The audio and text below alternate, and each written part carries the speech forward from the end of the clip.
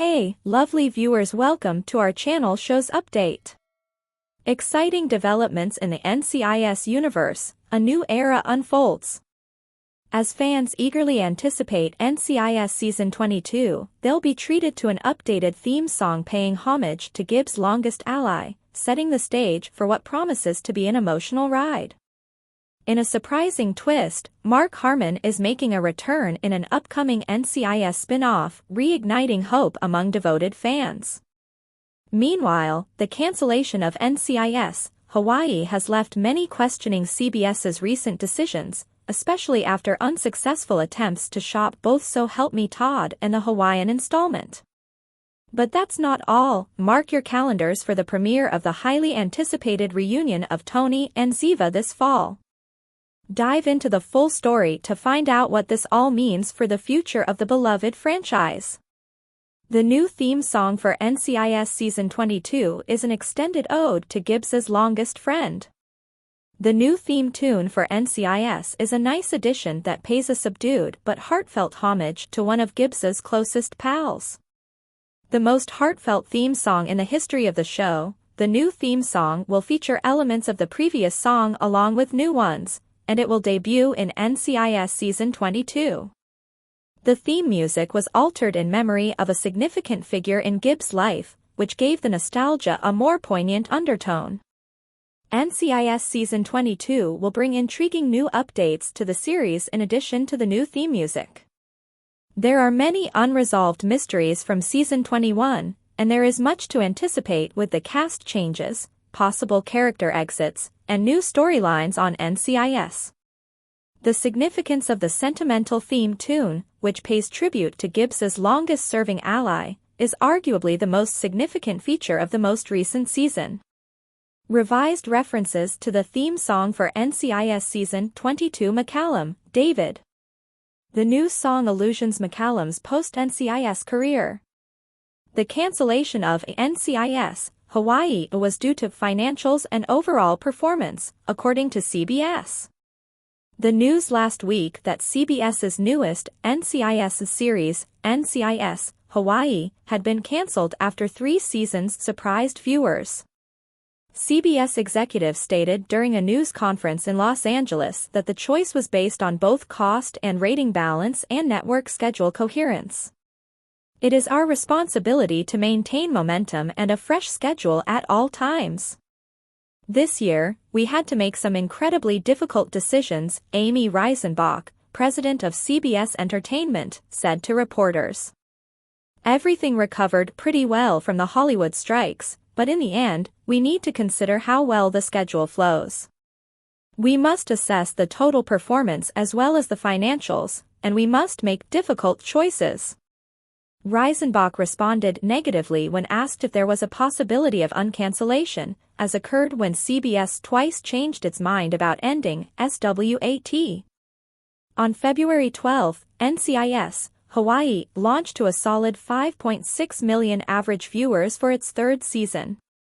With the exception of episodes 6 and 7, which nevertheless drew in a respectable 4.8 million and 4.98 million viewers, respectively, the season has maintained a viewership above 5 million even though it hasn't quite hit that mark.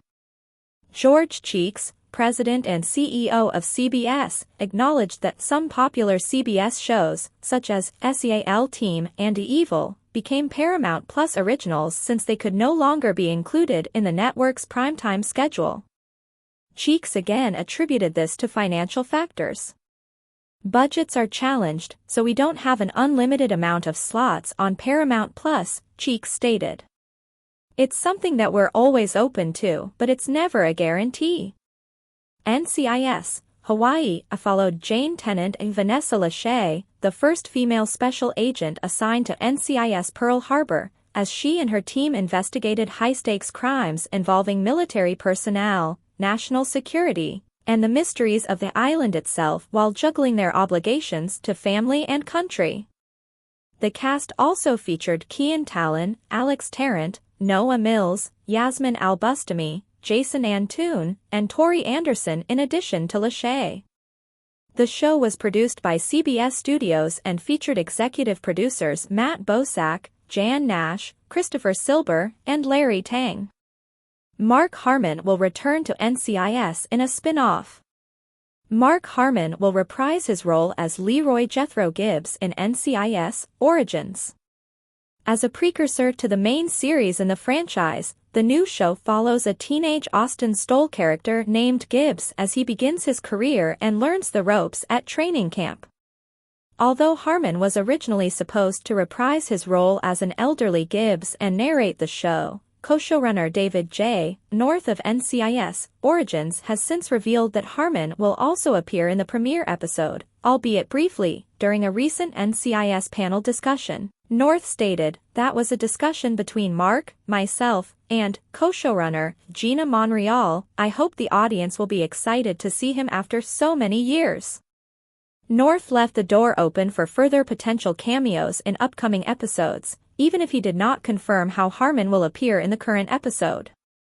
When will NCIS, Tony and Ziva premiere?